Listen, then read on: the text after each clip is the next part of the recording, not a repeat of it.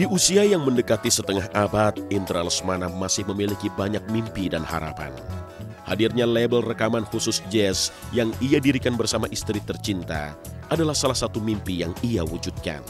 Sebagai bentuk kecintaan dan dedikasinya untuk kemajuan musik jazz di Indonesia. Hidup mati di musik membuat Indra tergambar sebagai sosok yang konsisten, bertalenta tinggi, dan berkarya emas. Label ini memang saya pribadi butuhkan karena saya sendiri juga sering bikin musik yang dianggap nggak cocok sama mainstream industri. Seperti grup saya WLW, grup saya Kayon, grup saya Java Jazz. Itu mungkin untuk label major di Indonesia nggak terlalu dianggap gitu. Sementara bagi saya itu sangat penting karena itu karya yang datang dengan pikiran dan effort yang sangat besar gitu. Sayang kalau itu tidak didokumentasikan. Label ini fungsinya untuk mendokumentasikan juga karya-karya saya. Saya main musik itu seperti ibadah soalnya. Saya selalu merasa bersyukur dengan talenta yang udah saya dapetin ini. Dampak-dampak yang lain tuh hanya akibat gitu. Apakah itu saya misalnya mendapat rezeki dari situ atau akhirnya bisa banyak manggung di mana-mana. Itu lagu pertama saya yang judulnya Terlena itu yang saya bikin pakai ukulele. Zaman itu belum ada royalti. Jadi dibayarnya flat. 15.000. Lumayan buat umur 9 tahun, 15.000 saat itu bisa beli kerupuk berapa kaleng. Itu album Ayahku Sahabatku. Bisa beli TV berwarna saat itu. I think that's the art of jazz. Dia bukan hanya jazz itu bukan hanya musiknya dia, but his life gitu. Jadi bukan hanya sekedar is a genre of music gitu, tapi udah memang di hidupnya dia begitulah dia.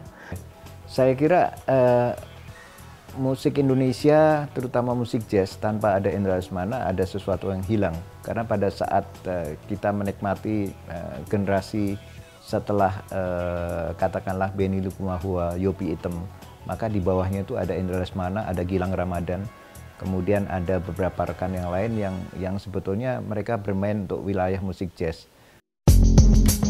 Lewat album bertitel 1111, Indra coba memasuki babak modern dalam dunia rekaman. Ia menuangkan karyanya bukan dalam bentuk cakram CD, melainkan dalam format aplikasi sebagai partikel karya di dunia maya. Jadi ketika saya bekerja dengan komputer di tahun akhir 90-an, prosesornya saat itu jauh di bawah kecepatan prosesor yang ada di gadget zaman sekarang gitu. Dan dengan begitu saya melihat kemungkinan untuk perkembangan membuat musik atau software atau aplikasi di sebuah tablet itu sangat mungkin. Dan kenyataannya memang iya gitu. Dan waktu itu lagu itu saya share ke social media secara free. Maksudnya adalah untuk nge-share bahwa gadget tuh udah bisa bikin musik seperti ini gitu. Dan ternyata responsnya bagus. Bahkan responsnya bukan hanya dari Indonesia tapi justru dari developer aplikasi yang saya gunakan di Inggris gitu. Di Inggris developer aplikasinya menulis surat ke saya, mereka senang banget dengan karya itu. Karya saya dipakai untuk mempromosikan apps mereka. Ya, keywordnya tulis aja nama saya Indra Lesmana, dia pasti akan keluar di App Store yang ada di saat ini kita baru keluarin buat iOS ya. Ya, itu adalah media yang bagus buat Indra dan bagus buat musisi-musisi yang ada di Jakarta atau di Indonesia tentunya, karena semua orang bisa jadi, kalau saya dulu sih mimpi bisa main sama Indra ya. Sekarang tapi dia membuat tempat itu dan siapapun bisa main kalau mau sama dia gitu. Jadi kesempatan yang bagus sebetulnya buat musisi-musisi yang sekarang.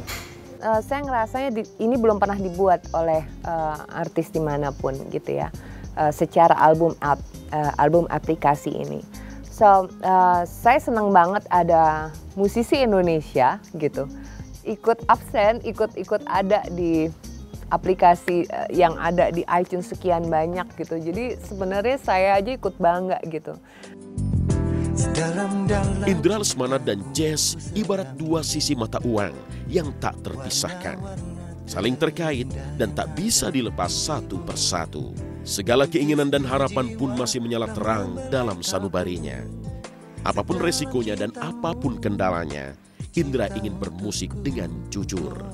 Sebab hanya kejujuran yang membuat musik terasa indah, dan kejujuran pula yang menjadikan Indra masih bisa tegak berkarya hingga saat ini. Kalau buat saya yang paling utama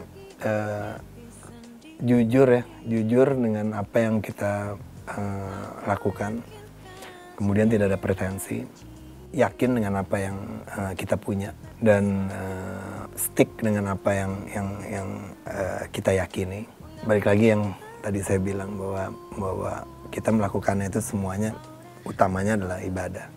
Ya mudah-mudahan kalau itu dijalankan dengan baik tanpa ada tujuan-tujuan yang mementingkan hal-hal lain, mudah-mudahan sih jalannya lancar. Yang paling bisa saya sampaikan, nggak boleh ngiri ya kayaknya dalam hidup tuh. Apa yang kita punya disyukuri aja, dan dikerjakan sebaik mungkin. Ya harapannya semua orang punya jalan masing-masing. Saya punya kehidupan sendiri, Indra punya kehidupan sendiri. Tapi saya sama dia sampai kapanpun harus tetap bisa main bareng gitu. Terutama buat saya karena saya dari dulu mimpi bisa main sama dia gitu, dan ya mudah-mudahan dia juga senang main sama saya. Mudah-mudahan kita bersahabat terus sampai kapanpun bermain musik. Persahabatan kita dikarenakan kita bermain musik, dan musik itu indah. I love you. Saya saya cinta sekali sama Mas Indra. Saya bangga sekali bisa hidup bersama-sama sama dia. Saya ingin dia sukses, saya ingin dia bahagia, saya ingin dia sehat. Saya selalu berdoa buat dia, and I hope he's happy. I cannot live without him. Saya tuh banyak maunya, sehingga saya harus ngerem diri saya sendiri untuk bisa ngucapin kata take it easy, jangan terlalu ngoyo, jangan terlalu kecapean dalam atau stres dalam memikirkan apa yang belum diselesaikan. Take it easy aja, soalnya saya orangnya seringkali kepecah-pecah gitu. Ya, mesti mikirin ini, mesti jalanin ini, mesti pengen bikin ini, pengen bikin itu, pengen gini, pengen gitu. Jadi ya saya harus take it easy.